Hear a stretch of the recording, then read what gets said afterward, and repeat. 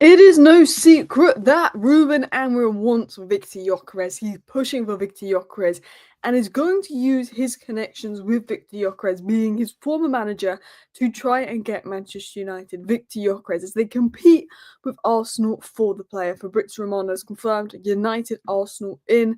Gyokeres will move for around £55 million. Other updates coming in on Matheus Cunha to Manchester United. Rudy Galetti is saying that it's essentially a done deal and the agreement has been reached. Lots of other sources like Fabrizio Romano are saying here we go soon. Matteo Moretti is saying that Cunha to United is only a matter of time. But the big thing is Sky Sports coming out and saying that Sky Sports coming out and pretty much saying that Cunha will be a Manchester United player next week. Cunha is set to join at the end of the season, is being reported, and could be a Manchester United player next week, essentially in the bag. And all I'm going to say is Cunha plus Gyokeres plus Ahmad is an amazing front three. If you can throw in a Cherki on top of that or an Mbuemo on top of that, that'd be great. But Cunha and Gyokeres in itself, fantastic. If you can get a third edition, even better. So, hello, and welcome back to Alice Talks Football, and welcome back to our live Manchester United news show. It's not going to be a long news show today. It's just going to be a short one. Get into the info. I'm going to get into the information, but I just need a quick drink.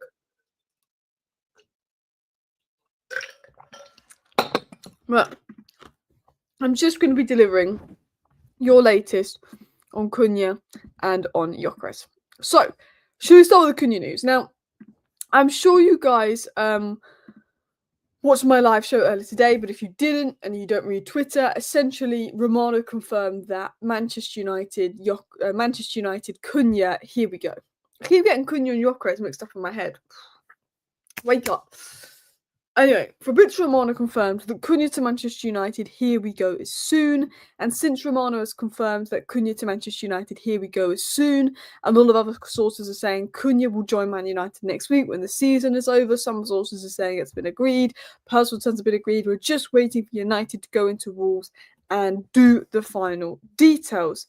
Apparently as well, Wirtz did reject Man City. We will discuss that in a second, which is good news as long as he doesn't go to Liverpool. No,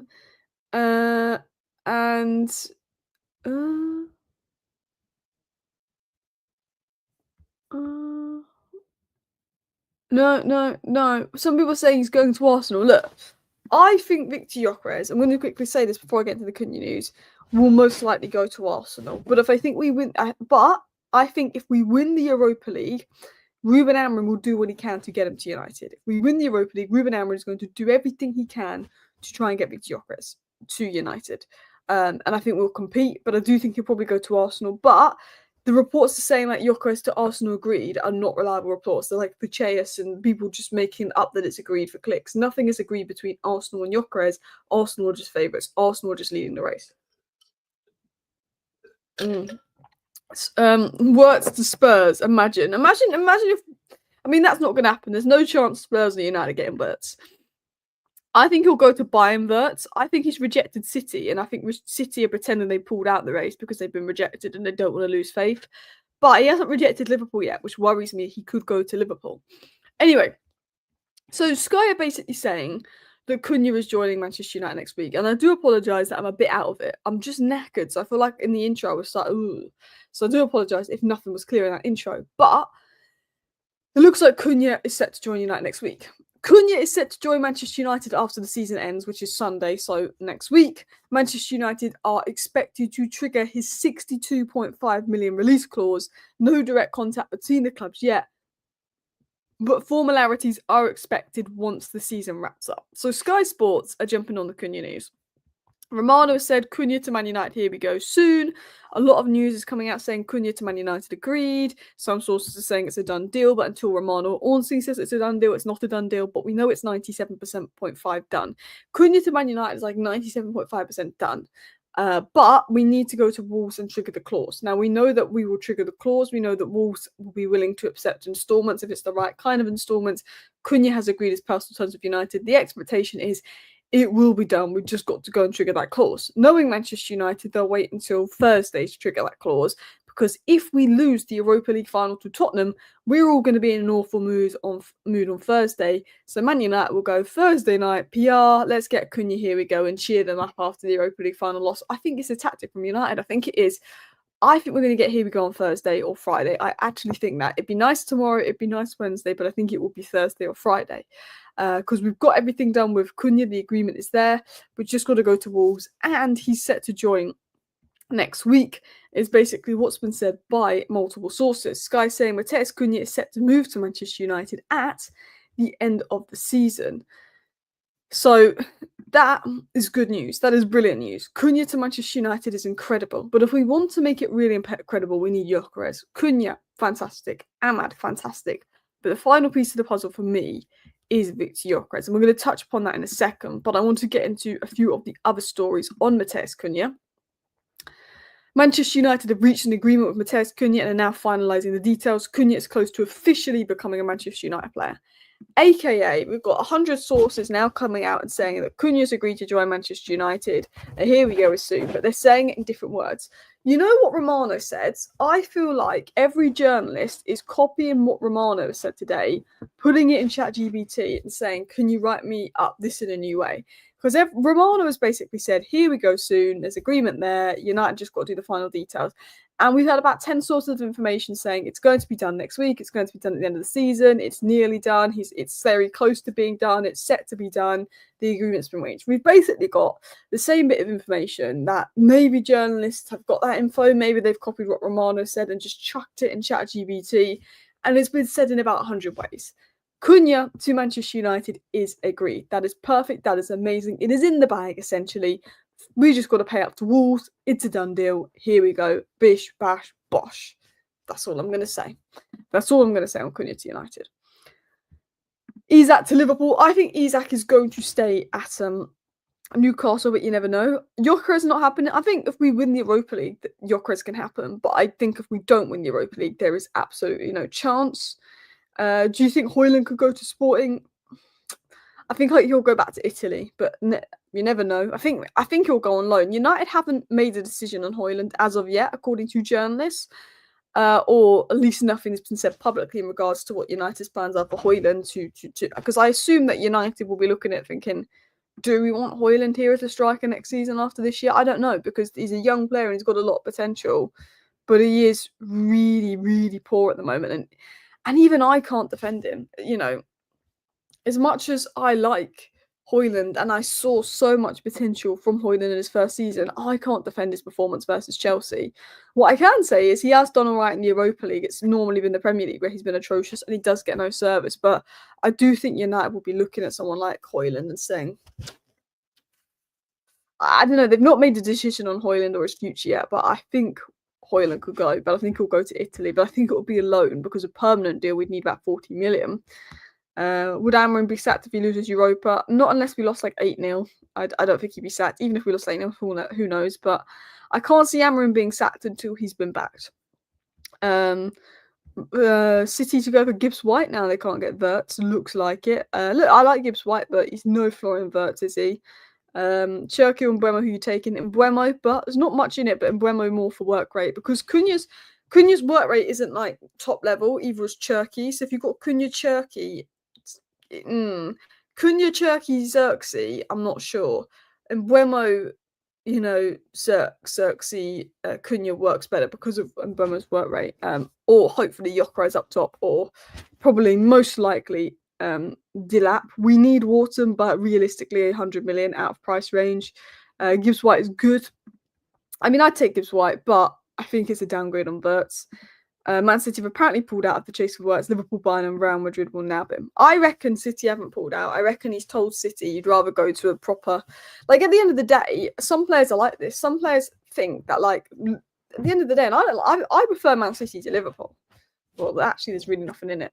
I have more respect for Liverpool because they have 115 charges, but I will always rather City win than Liverpool. But I think sometimes with Liverpool and its history, hasn't got the charges over it, he could reject City for Liverpool.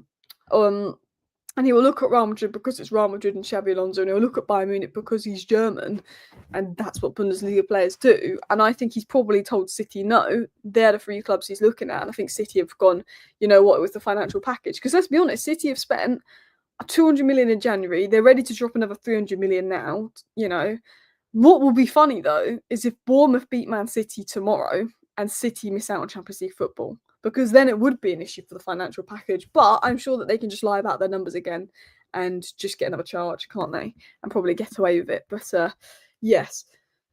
We're going to talk about Nana in a second, but I want to get into the Gyökeres news because we're 10 minutes into the video and I've not got into the Gyökeres news. But obviously, Cunha to United, here we go soon. Let's talk about Viktor Gyökeres. So, Amorim is going to do what he can to get Viktor Gyökeres. TalkSport is now confirming that Ruben Amorim is pushing for Viktor Gyökeres. And here are additional notes and information that we've got through other sources, through people I've spoken to and more, that Amorim will do what he can to bring Gyökeres to United. Lack of Champions League football will make a deal difficult. However, Amorim has a strong relationship with Gyökeres, which could be key. United's primary focus remains Delap, but they will still make an attempt for Gyökeres, who is first choice if we win the Europa League. Delap is seen as more realistic and more financially realistic, but if we win the Europa League, Gyökeres is the one that we want. There is competition from Arsenal.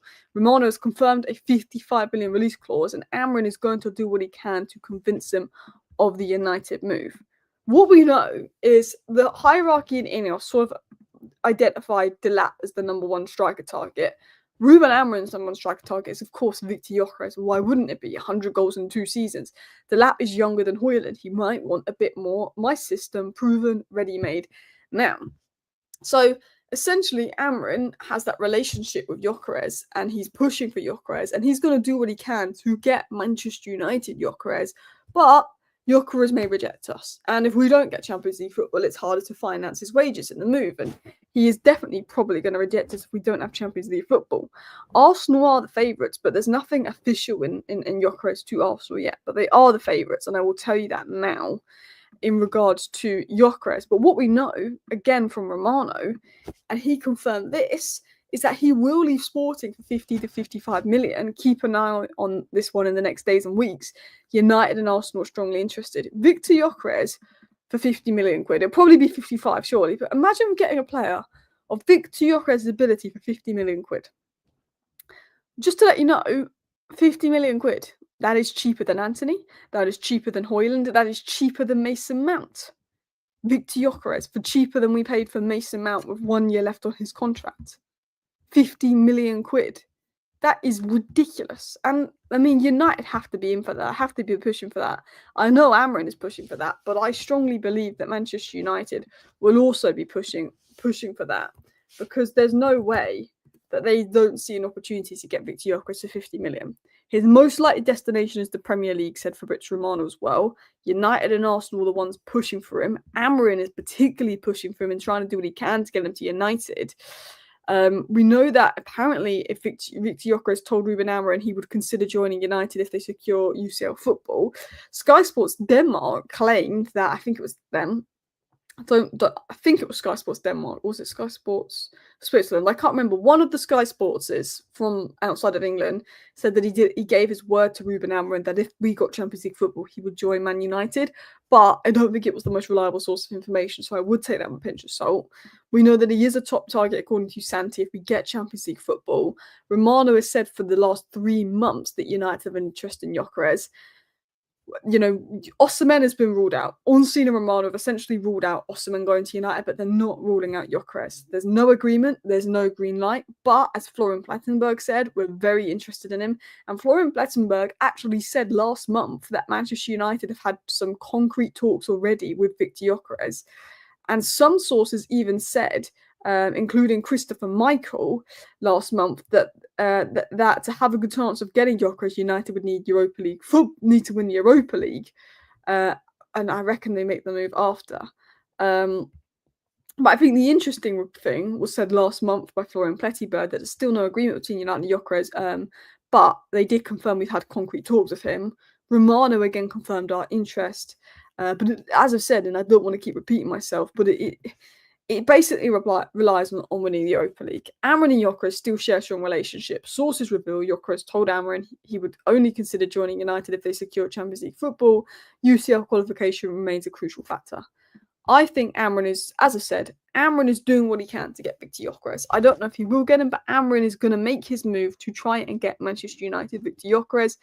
And if we get Champions League football, we're in a much stronger position to do that. Front three of Bruno Cunha would be lit. I prefer Bruno deeper in Ahmad instead of Bruno, but again, it would work well. Have you seen Gyökeres play and is he good and scores goals? Yes, I've seen him play. He's good. He scores goals.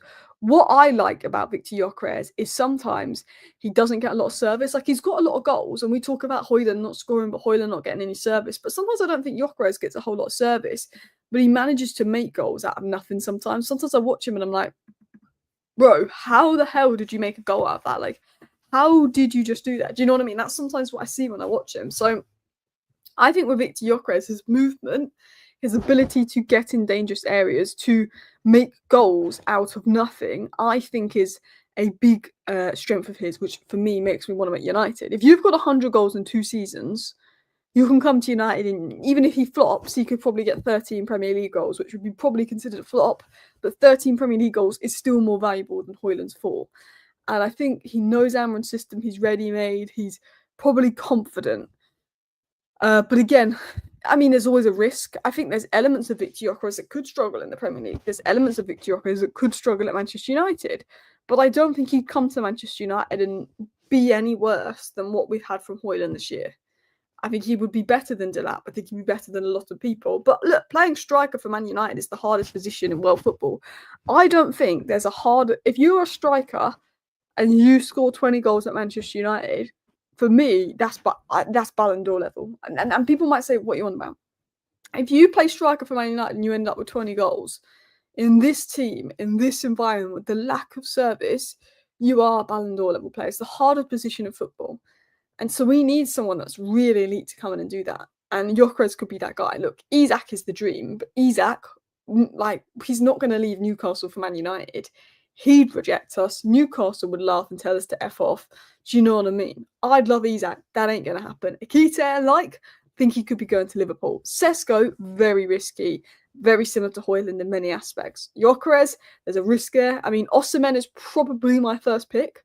But if we can't get Osimhen, which we're not going to get, I think he's going to go to Saudi because of his wage demands. Although Chelsea, maybe. You can't rule Chelsea out. And if Arsenal don't get Gyökeres, you can't rule them out. But I think he suits Maresca more. Viktor Gyokeres, it's who Ruben Amorim wants. It's who the fans want. He knows Ruben Amorim's system. Gyökeres, Ahmad, Cunha, guys. He's also played in the Championship, which is a difficult league in the sense of the physicality. If you've played in the Championship, you've played in England before, and even though it's not the Premier League, you at least know about the physicality. That's why I like players that come from the Championship, like Jude Bellingham in the past, Elise, Eze. Elise and Eze walk into the side from the Championship as well. And Mbeumo was in the Championship a couple of years ago. I like Dibbling, but I think Dibbling is very similar to Garnacho. I think if Dibbling played for United week in, week out, he'd have the same rep as Garnacho has. I think because people don't watch Dibbling week in, week out, when he has a bad game, you don't hear anything about it. He's had games where he's been really shocking, and he's had games where he's been exciting and electric. But Garnacho's had games where he's been exciting and electric, and Garnacho's had games where he's been shocking. So as much as I like Tyler Dibbling, if we were Liverpool, you could look at Tyler Dibbling because you could think, well, Salah's going to go. I know he's probably not going to be a Salah-type player. Tyler Dibbling can come in. But at Man United, I don't think we should be looking at Dibbling. I think we should be looking at players in attack that are between 22 and 29, ideally around 24, 25, that are proven in the Premier League. Dibbling is potential. Mainoo is potential. Garnacho is potential. We need, not just potential, just like someone that's going to come in, walk into that lineup, and I think elevate us. There were Hayden Hackney links in the past, but they have died down. We seem to have our midfield focus on Ederson, which, being totally honest, I'm not the biggest fan of Ederson. I think Cunha, Gyökeres, Ahmad would be the 3, and Mbeumo would be great as well.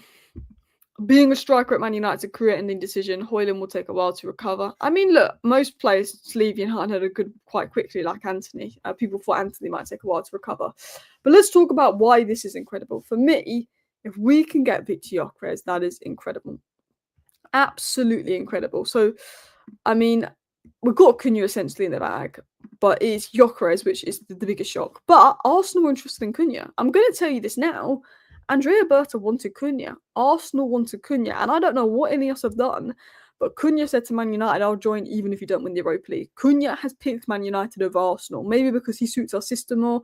Maybe because we liked him when nobody else wanted him when he was at Atletico Madrid.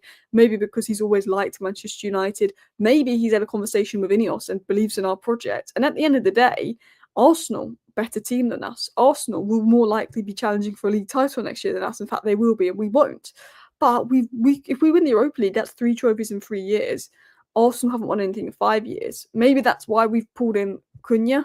But to get Viktor Gyokeres is a bit different. He's a couple years older than Cunha. He knows that he doesn't want to be part of a project. He wants to be playing at the top now, in the Champions League now. He doesn't want to wait 2 years to get in there when he's not as good. He wants to spend his prime years now. And if you're in your prime, Arsenal's probably the better place to go.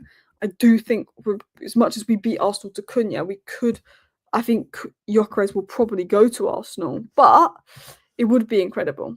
And how can Amorim help with us getting Gyokeres? Like, how could Amorim help with this move? Because he has a relationship with Gyokeres. He speaks to Gyokeres. So these are my notes. He's got a good relationship.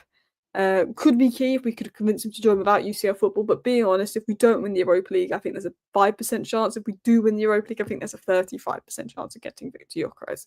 He already thrives in Amorim's system, which makes, him being able to pitch, you played in my system before, you suit my system. It to him easier. He can say, I'm the guy that brought you when the Premier League clubs didn't want you. Like Ruben Amorim took him to Sporting when Premier League clubs didn't want to take the punt on Gyokeres. He could sell in the project saying, you're going to be the main guy. We've already brought Cunha in. We're ambitious. This is going to be the season we get Man United back. You saw what I did at Sporting. Do you believe in me to get Man United back? Maybe he can say to Viktor Gyokeres, maybe there's personal conversations there where he can swing it. But I think if United is serious and we do win the Europa League, I think Amorim will make his moves to get Man United Gyokeres. Doesn't mean Gyokeres will come, but I think he will make his moves. And I sort of made a list of what we could use to our advantage. But also, I want to talk about Cunha, Gyokeres, Amad. This is incredible. Cunha, Gyokeres, Amad. The idea of that is ridiculous because we're talking movement and fluidity. All three excel at interchanging positions. Cunha can drop deep. Gyokeres can run the channels. Amad can drift inside. So we've got all of a sudden movement and attack, which is something that we lack. Good attacking dynamics with Bruno playing deeper to maybe play those balls in. There's a physical and technical blend. Gyokeres brings physicality, power, hold up.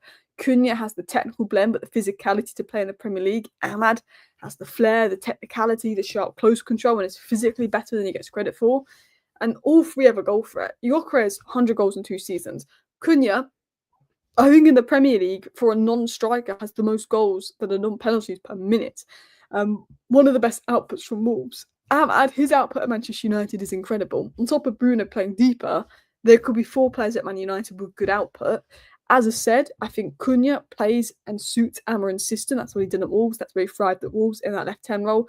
Amorim's system is made for Amad Diallo because Amad Diallo isn't a winger. Amad Diallo is sort of a 10/winger, and he's made for that right 10 role, and Cunha is made for the striker role. So Gyokeres is made for the striker role. So all of a sudden you've got Gyokeres that is the perfect striker for the system, Cunha that is the perfect left 10 for the system, and Amad that is the perfect right 10 for the system. When we've gone from that, when we go from having at points of this season Garnacho, Højlund, and chucking Bruno right 10, or chucking Xerxes right 10, who I like Xerxes and Bruno, and I like Højlund and I like Garnacho. I like all of them, but Garnacho I like off the bench more.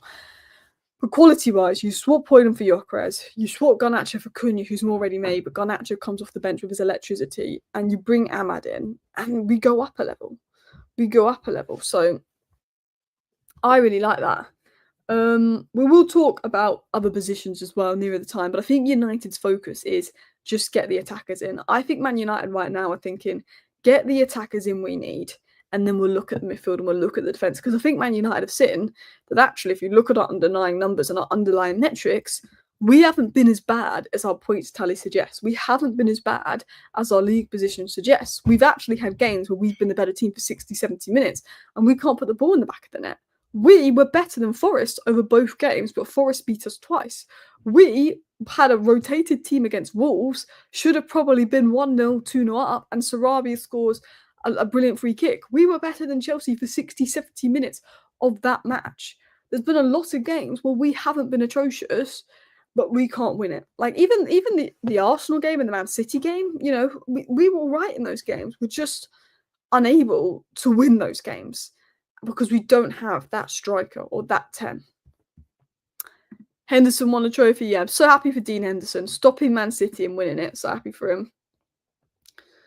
Nomad says Ahmad has to pass more Milan Gyokeres. I think he will, but Ahmad is very unselfish. He assisted Højlund for his goal versus Bilbao in the last Europa League game. You know, Ahmad puts a few good crosses in, but he backs himself and he likes to shoot, and I like that about Ahmad. You know, Sancho, we used to joke that he's afraid to shoot. Cunha and Gyokeres are the same age. I think Gyokeres is 2 years older than Cunha, I believe. Gyokeres is 27 next week, and I think Cunha is 25 or 26. Cunha is 25. So there's a year between Gyokeres and Cunha. There's a year between Gyokeres and Cunha. So they're similar age, but I think Gyokeres is more like he wants it now, if that makes sense.